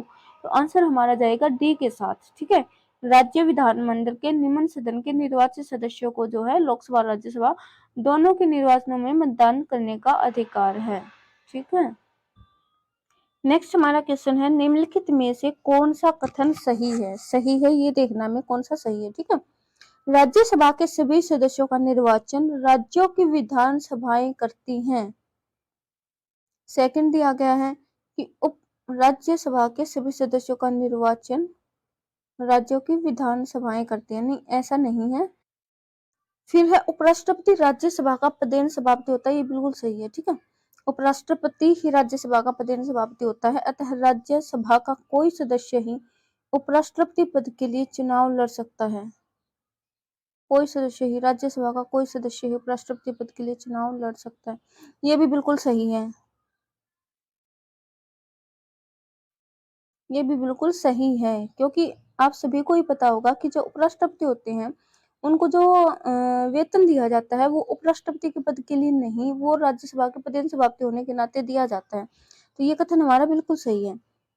फिर लोकसभा और राज्यसभा में एक बात में अंतर है कि लोकसभा का निर्वाचन तो कोई प्रत्याशी भारत के किसी भी राज्य से लड़ सकता है, पर राज्यसभा का प्रत्याशी सामान्यतः वहीं का होना चाहिए जहां से प्रत्याशी बनना। ऐसा नहीं है, देखो पहले ऐसा था, अब ऐसा नहीं है, क्योंकि अब राज्यसभा का प्रत्याशी कोई भी वह प्रत्याशी बन सकता है, चुनाव लड़ सकता है जो किसी भी राज्य से हो।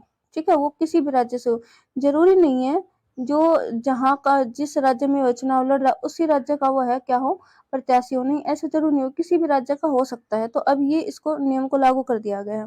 फिर भारत के संविधान में राज्यसभा के नामित सदस्य की मंत्रिपरिषद पर नियुक्ति का स्पष्ट शब्दों में निषेध है। भारत के संविधान में राज्यसभा के नामित सदस्य की मंत्रिपरिषद पर नियुक्ति का ये बिल्कुल सही है। एक मिनट, राज्यसभा के नए सदस्य की मंत्रिपरिषद पर नियुक्ति का स्पष्ट शब्दों में निषेध है। निषेध नहीं है, क्योंकि राज्यसभा के नाम सदस्य होते हैं ना, कौन से होते हैं? 12, जो राष्ट्रपति जिनको नाम निर्देशित करते हैं, है ना। लोक साहित्य, कला और विज्ञान में जो फेमस होते हैं उन लोगों को, 12 लोगों को कौन करता है? राष्ट्रपति। उनको नाम निर्देशित करते हैं। तो इसमें क्या है, निषेध की बात की गई है, तो निषेध नहीं है, तो ये गलत है हमारा। ठीक है, अगर इसके इसके मान लो 1994 की अगर ये बात हो रही है, तो उस हिसाब से अगर हम देखेंगे तो सी वाला ऑप्शन इसमें सही है। और अब अगर हम देखते हैं तो बी वाला ऑप्शन इसमें सही है। ठीक है, इसलिए इसमें स्टार लगाया गया है, क्योंकि इसके अकॉर्डिंग इसका आंसर नहीं दिया जा सकता। हमें ये टाइम देखना पड़ेगा कि अब अगर क्वेश्चन पूछा जाएगा तो हम इसका अलग आंसर देंगे, और तब पूछा गया था तो हम इसका आंसर सी देते। ठीक है, नेक्स्ट हमारा क्वेश्चन है, निम्न कथनों में से कौन सा एक कथन सही है? एक कथन, एक तो सही है ही नहीं, इसमें दो कथन सही है, पहले ही दे रखा है। देखो, केवल राज्यसभा में ही, न कि लोकसभा में मनोनीत सदस्य हो सकते हैं। केवल राज्यसभा में ही नहीं, लोकसभा में मनोनीत सदस्य हो सकते हैं, तो ये बिल्कुल सही है ना, क्योंकि लोकसभा में एंग्लो इंडियंस होते हैं। ठीक है, 2003 का पूछा हुआ क्वेश्चन है। तो लोकसभा में किन को नाम निर्देशित किया जाता है, मनोनीत किया जाता है? तो एंग्लो इंडियंस को किया जाता है। राज्यसभा में अगर हम देखें तो 12 सदस्य, मैंने अभी बताया, लोक साहित्य, विज्ञान, कला, जो इनमें निपुण होते हैं उन लोगों को राष्ट्रपति क्या करते हैं? नाम निर्देशित करते हैं। तो दोनों में ही जो है मनोनीत सदस्य होते हैं। फिर राज्यसभा में आंग्ल भारतीय समुदाय के 2 सदस्यों को मनोनीत करने का संविधान का प्रावधान है, राज्यसभा में नहीं है, वो लोकसभा में है। ठीक है, इसलिए ये गलत है। फिर किसी मनोनीत सदस्य के मंत्री पद के लिए नियुक्ति पर संविधानीय वर्जना नहीं है, तो ये बात भी बिल्कुल सही है, संविधानीय वर्जना नहीं है, तब उनको मनोनीत कर ही लिया है, उनको राज्यसभा का सदस्य जो बना ही लिया गया, तो मंत्री परिषद पे भी जो है वर्जना नहीं है। तो ये भी आंसर हमारा सही है, ए और सी इसमें सही है। फिर मनोनीत सदस्य राष्ट्रपति तथा उपराष्ट्रपति के चुनाव में मत दे सकता है। देखो, राष्ट्रपति के चुनाव में मत नहीं दे सकते मनोनीत सदस्य, इसलिए ये गलत है। ठीक है, अब इसकी थोड़ी डिटेल देख लेते हैं। संसद के दोनों सदनों में मनोनीत सदस्य होते हैं, जैसा कि मैंने बताया, 12 लोकसभा में होते हैं और 2 जो आंग्ल भारतीय होते हैं वो किसके होते हैं? लोकसभा के होते हैं। 104वें संविधान संशोधन अधिनियम 2019 द्वारा अनुच्छेद 334 में किए गए संशोधन के तहत लोकसभा एवं राज्य विधानसभाओं में आंग्ल भारतीय सदस्यों के प्रतिनिधि हेतु मनोनयन की व्यवस्था को आगे न बढ़ाते हुए निष्प्रभावी कर दिया गया है। जैसे कि मैं आपको पहले क्वेश्चन में बता चुकी हूँ, पहले होते थे जिनको मनोनीत किया जाता था 2 आंग्ल भारतीय लोगों को उनका प्रतिनिधि करने के लिए, लेकिन अब 2019 में 104th कॉन्स्टिट्यूशन अमेंडमेंट के अकॉर्डिंग इनकी जो है इस व्यवस्था को जो है समाप्त कर दिया गया है। ठीक है, फिर मनोनीत सदस्य राष्ट्रपति के चुनाव में मत नहीं दे सकते, मैंने आपको बताया है, जबकि उपराष्ट्रपति के चुनाव में मत देते हैं, लेकिन इन्होंने दोनों के चुनाव में कहा ना, तो इसलिए कथन गलत हो गया। इस प्रकार वर्तमान में प्रसंगत कथनों में केवल ए और सी सही है। ठीक है, तो मनोनीत सदस्य होते हैं वो सिर्फ राष्ट्रपति के चुनाव में मत देते हैं, राष्ट्रपति के चुनाव में मत नहीं देते हैं, उपराष्ट्रपति के चुनाव में मत देते हैं। ठीक है, नेक्स्ट हमारा क्वेश्चन है, भारत की संसद को कानून निर्माण की शक्ति निम्नलिखित के लिए प्राप्त है। कानून निर्माण की जो शक्ति है भारतीय संसद की, वो किसके लिए प्राप्त है? भारत के संघ के लिए, भारत का संघ, बिल्कुल, भारत का प्रदेश, उप प्रदेश, डोमिनियन, बिल्कुल भाई। देखो, भारत की संसद है ना, वो भारत के किसी भी क्षेत्र पर कानून बना सकती है, यानी संपूर्ण भारत पर वो कानून बना सकते हैं। उसमें राज्य आ गया, डिस्ट्रिक्ट आ गया, कोई प्रदेश आ गया। ठीक है, तो इसमें पूरा भारत आ गया, नहीं, भारत संघ आ गया, विश्व में कहीं भी रहने वाले भारतीय नागरिक उनकी संपत्ति आ गई। ठीक है, इसमें हमारे जो आंसर रहेगा वो 1, 2, 3 यानी कि डी रहेगा, सब आ जाएगा इसमें।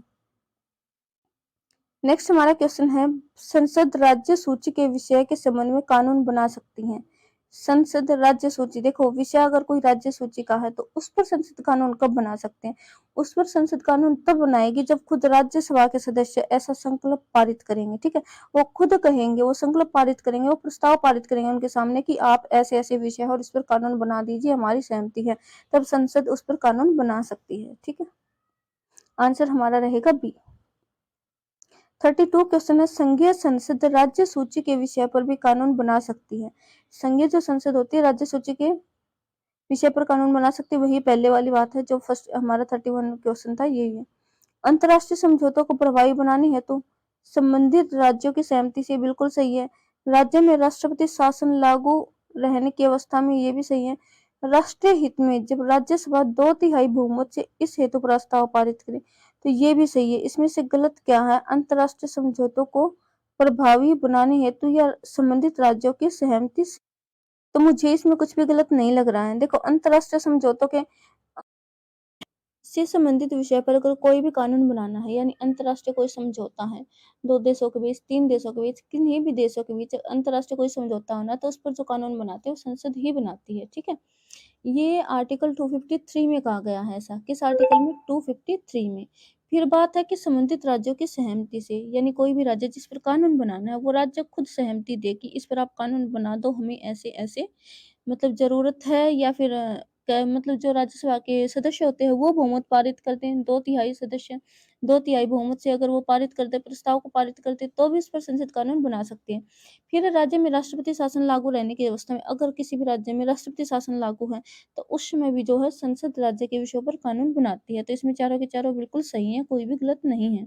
आप आंसर देख लीजिए, ये सभी चारों डी के साथ हमारा आंसर जा रहा है। फिर 33 क्वेश्चन है, भारतीय संविधान के किस अनुच्छेद के अंतर्गत अंतर्राष्ट्रीय समझौतों को प्रभावी बनाने हेतु संसद राज्य सूची के विषयों पर कानून बनाएगी? यानी अंतर्राष्ट्रीय समझौतों को अगर प्रभावी बनाना है, तो किस आर्टिकल के तहत संसद जो है राज्य सूची के विषय पर कानून बनाएगी? तो अभी अभी मैंने बताया था यहाँ कि किस आर्टिकल में ऐसा कहा गया है, तो आर्टिकल 253 में कहा गया है। किस आर्टिकल में? 253 में। तो आंसर हमारा जाएगा डी के साथ। 34 हमारा क्वेश्चन है, भारतीय संसद राज्य सूची के विषयों पर विधायन नहीं कर सकती, यानी कानून नहीं बना सकती जब तक, कब तक? भारत का राष्ट्रपति से ऐसा करने का निर्देश न दे, तो इसमें राष्ट्रपति का कोई रोल नहीं है। ठीक है, राज्यसभा प्रस्ताव पारित करे कि ऐसा करना राष्ट्रीय हित में आवश्यक है। हाँ, तो बिल्कुल, अगर राज्यसभा खुद प्रस्ताव पारित के 2/3 बहुमत से, तो अभी अभी हमने देखा है, तो उस पर जो है संसद कानून बना सकती है। विधानसभा का अध्यक्ष यह प्रमाणित करे कि ऐसा विधायन आवश्यक है। नहीं, विधानसभा का इसमें कोई मैटर ही नहीं है, क्योंकि राज्य पर कानून बनाने की बात हो रही है। फिर है राष्ट्रीय आपातकाल लागू हो, अगर राष्ट्रीय आपातकाल लागू हो तो भी जो है संसद इस पर कानून बना सकते हैं। तो इसमें 2 और 4 हमारा सही रहेगा। 35 क्वेश्चन है, अंतरराष्ट्रीय संधियों को भारत के किसी भाग अथवा संपूर्ण भारत में लागू करने के लिए संसद कोई भी कानून बना सकती है सभी राज्यों की सहमति से। देखो, अंतरराष्ट्रीय संधियों को यानी अंतरराष्ट्रीय समझौतों को, तो यहाँ अगर इस अंतरराष्ट्रीय समझौतों की बात हो रही है ना, तो यहाँ किसी की भी परमिशन की आवश्यकता नहीं है। संसद को ही ये कार्य सौंपा गया है कि अंतरराष्ट्रीय समझौतों से संबंधित कोई भी विधि कानून बनाना है तो इस पर संसद ही बनाएगी। ठीक है, तो इसमें किसी की भी जरूरत नहीं है, बिना किसी राज्य की सहमति से जो है वो कानून बना सकते हैं। तो आंसर हमारा रहेगा डी। ठीक है, फिर 36 क्वेश्चन है 36 क्वेश्चन है, संविधान की विषय सूचियों में दिए गए विषयों में अतिरिक्त विषयों पर कौन कानून बना सकता है? तो कौन कानून बना सकता है? सर्वोच्च न्यायालय, राज्य विधानमंडल, संसद या फिर क्षेत्रीय परिषदें। ये कह रहे हैं कि संविधान की विषय सूची में दिए गए विषयों के अतिरिक्त, जो संविधान की विषय सूची है, राज्य सूची, समवर्ती सूची और क्या होती है केंद्र सूची या विधानमंडल सूची जिसको हम कहते हैं, अगर ये तीनों सूचियां हमारी हैं, इन तीनों सूचियों के अतिरिक्त अगर कोई विषय बच जाता है तो उस पर कानून कौन बनाएगा? तो ये साफ साफ हमारे संविधान में लिखा हुआ है, कौन बनाएगा? तो उस पर कानून बनाएगी संसद। कौन बनाएगा? तो संसद कानून बनाएगी। ठीक है, फिर अध्यक्ष सदन के किसी भी सदस्य को बोलने से रोक सकता है और अन्य किसी सदस्य को बोलने दे सकता है, यह घटना कहलाती है। यानी किसको हम क्या कहेंगे? तो इस प्रक्रिया को हम कहते हैं बैठ जाना। क्या कहेंगे? बैठ जाना। यानी संसद में किसी भी विषय पर चर्चा चल रही है, कोई एक सदस्य बोल रहा है, तो उसको बैठने के लिए कहना और किसी दूसरे को मतलब इशारा करना कि हाँ भैया आप पूछो, अगर आपका कोई क्वेश्चन है, तो इसको कहेंगे हम बैठ जाना। ऐसा क्लास में भी होता है ना, टीचर ने क्वेश्चन सुना, हमने सुना दिया, फिर उसको इशारा करते हैं बैठ जाओ, दूसरा खड़े हो जाओ भाई, आपसे क्वेश्चन सुनना है हमें। तो ऐसा ही क्या होता है, संसद में भी होता है। तो इसको हम कहेंगे बैठ जाना। इस प्रक्रिया को यानी इस घटना को क्या कहेंगे? बैठ जाना, यील्डिंग द फ्लोर। नेक्स्ट हमारा क्वेश्चन है, संसद में शून्यकाल का समय है। शून्यकाल का समय कब से कब तक का होता है? तो ये हमारा रहेगा 11 बजे से दोपहर 1 बजे तक का होता है। ठीक है, 11 बजे से दोपहर 1 बजे तक का। तो इसमें ऑप्शन दिया नहीं है 11 बजे से 1 बजे तक का। क्यों नहीं दिया है? क्योंकि 11 बजे से दोपहर 12 बजे तक का दिया, फिर 12 से 1 बजे तक का दिया है। ठीक है, तो अगर इसमें हम अलग अलग दिया हुआ है तो COD दोनों ऑप्शन लगा देंगे। एक साथ दिया हुआ होता है ना 11 से 1 बजे तक, तो हम वो इसमें लगा देते हैं। ठीक है, देखो इसमें थोड़ा सा डिटेल देख लेते हैं। 0 हावर विशिष्ट भारतीय संसदीय व्यवहार है। लोकसभा में प्रश्नकाल के बाद का समय शून्यकाल कहा जाता है। ठीक है, प्रश्नकाल के बाद का समय क्या कहा जाता है? शून्यकाल कहा जाता है। और प्रश्नकाल का समय कब तक का होता है? 10 से 11 बजे तक का होता है। ठीक है, 10 से 11 बजे तक कौन सा काल होता है? प्रश्नकाल होता है। उसके बाद क्या आता है? शून्यकाल, यानी 11 से 1 बजे तक शून्यकाल कहा जाता है, जिसकी अवधि अधिकतम 1 घंटा हो सकती है, जिसे 0 आवर कहते हैं।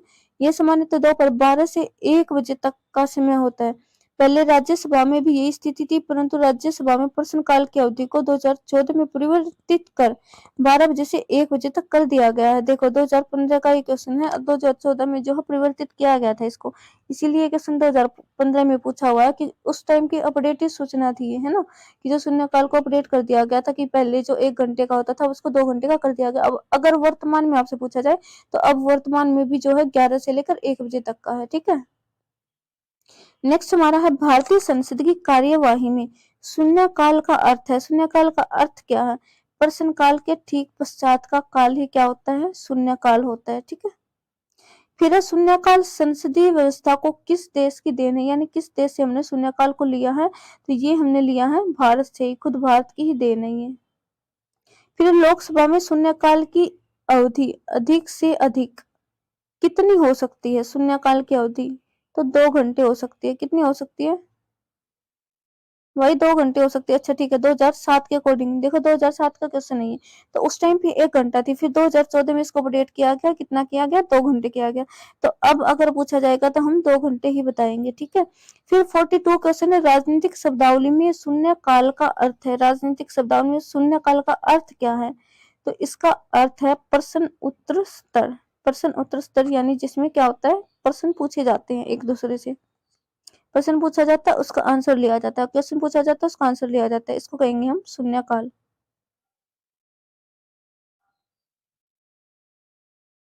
फिर लोकसभा में किसी विधेयक पर आम बहस निम्नलिखित में से किस स्तर पर होती है? तो किस स्तर पर आम बहस होती है भाई?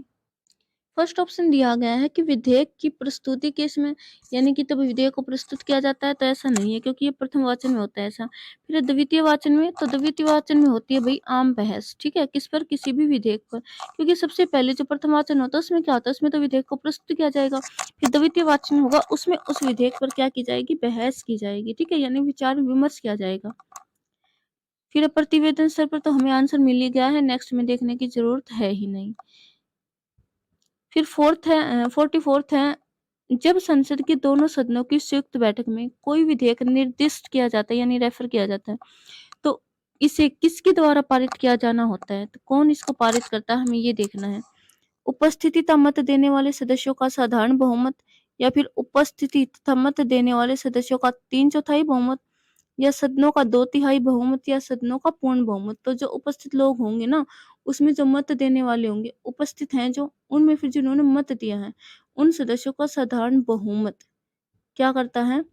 इसको पारित करता है। ठीक है, इसकी डिटेल देख लेते थोड़ी सी। यदि दोनों सदनों की संयुक्त बैठक आर्टिकल 108 के तहत हो रही है, कोई विधेयक दोनों सदनों के उपस्थित और मत देने वाले सदस्यों की कुल संख्या के साधारण बहुमत से पारित होता है, तो इसे दोनों सदनों द्वारा पारित समझा जाएगा। ज्ञात हो कि अनुच्छेद 108 के तहत संयुक्त बैठक की प्रक्रिया सामान्य विधायन तक ही सीमित है। धन विधेयक या संविधान संशोधन विधेयक हेतु यह लागू नहीं होती। यानी कहने की मतलब ये है कि अगर आपको ऐसे मतलब स्टेटमेंट वाला क्वेश्चन दिया जाए कि आर्टिकल 108 के तहत संयुक्त बैठक बुलाई जाती है संविधान संशोधन विधेयक पर, धन विधेयक पर, या फिर हम कहें किस पर, कि दोनों सदनों द्वारा पारित किसी विधेयक पर विचार विमर्श हेतु, तो आपको क्या करना है कि दोनों सदनों द्वारा पारित किसी विधेयक पर विचार विमर्श हेतु संयुक्त बैठक बुलाई जा सकती है आर्टिकल 108 के तहत। ठीक है, किसी भी संविधान संशोधन के लिए जो है संयुक्त बैठक नहीं बुलाई जाती है, और ना ही धन विधेयक पर जो है संयुक्त बैठक बुलाई जाती है। तो इन दोनों मुद्दों से संबंधित संयुक्त बैठक कभी नहीं बुलाई जाती। ये नेक्स्ट हमारा क्वेश्चन है, यदि राष्ट्रपति ने संसद के संयुक्त स्तर के लिए अधिसूचना जारी कर दी और इस बीच लोकसभा विघटित हो जाए तो क्या होगा? राष्ट्रपति ने क्या किया, संयुक्त स्तर के लिए अधिसूचना जारी कर दी कि भाई इसी दिन क्या है, संयुक्त स्तर बुलाया जाएगा दोनों सदनों का। लेकिन बीच में क्या हुआ कि लोकसभा विघटित हो गई। तो इससे क्या होगा, इससे कुछ नहीं होगा, इससे संयुक्त स्तर यथासमय आहूत हो गया, यानी जिस समय बुलाई गई थी बैठक उस समय वो बैठक होगी, इससे उस पर कोई प्रभाव नहीं पड़ेगा। और अगर आपसे कहा जाए कि लोकसभा के बजाय अगर राज्यसभा विघटित हो जाए तो आपको कन्फ्यूज़न नहीं होना है, क्योंकि राज्यसभा को कभी भी विघटित किया ही नहीं जाता। राज्यसभा क्या है? एक परमानेंट सदन है। क्या है ये? एक परमानेंट सदन है। इसको कभी भी विघटित नहीं किया जा सकता, क्योंकि इसके 2/3 सदस्य हैं, वो हर 2 साल में क्या होते रहते हैं, अ, रिटायर होते रहते हैं। क्या होते रहते हैं? रिटायर होते रहते हैं हर 2 साल में, ठीक है? तो इसके जो राज्यसभा को जो कभी भी विघटित नहीं किया जा सकता, इस चीज़ को आपको ध्यान में रखना है। नेक्स्ट हमारा क्वेश्चन है, निम्नलिखित में कौन संसद के दोनों सदनों की संयुक्त अध्यक्षता करेगा? संयुक्त अध्यक्षता कौन करेगा? अध्यक्षता की बात हो रही है। तो अध्यक्षता करेंगे लोकसभा के अध्यक्ष, यानी कि लोकसभा स्पीकर, ठीक है? नेक्स्ट हमारा क्वेश्चन है, निम्नलिखित में से कौन लोकसभा तथा राज्यसभा के संयुक्त अधिवेशन में सभापतित्व करता है? यानी कि लोकसभा और राज्यसभा के संयुक्त अधिवेशन को कौन उसकी अध्यक्षता करता है? तो उसकी अध्यक्षता भी कौन करेंगे? अगर अध्यक्षता की बात हो रही है ना, अध्यक्षता की, तो अध्यक्षता हमेशा स्पीकर ही करेंगे। स्पीकर कौन? लोकसभा के स्पीकर, ठीक है? भारतीय संसद के दोनों सदनों की संयुक्त बैठक की अध्यक्षता कौन करेगा? तो फिर से आ जाएगा लोकसभा के अध्यक्ष, यानी कि स्पीकर। 50 क्वेश्चन है, निम्नलिखित में से कौन संसद के संयुक्त स्तर की अध्यक्षता करने हेतु अधिकृत है? संयुक्त स्तर की अध्यक्षता करने हेतु अधिकृत कौन है? तो कौन है? अभी अभी तो हमने देखा है लोकसभा के स्पीकर हैं। कौन है? लोकसभा के स्पीकर, यानी आंसर हमारा जाएगा डी के साथ। अध्यक्ष स्पीकर एक ही बात है। फिर 51 हमारा क्वेश्चन है, निम्न कथनों पर विचार कीजिए।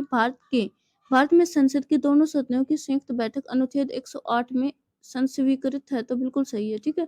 संयुक्त बैठक को बुलाया जा सकता है, 108 आर्टिकल में ऐसा क्या है, वर्णित है।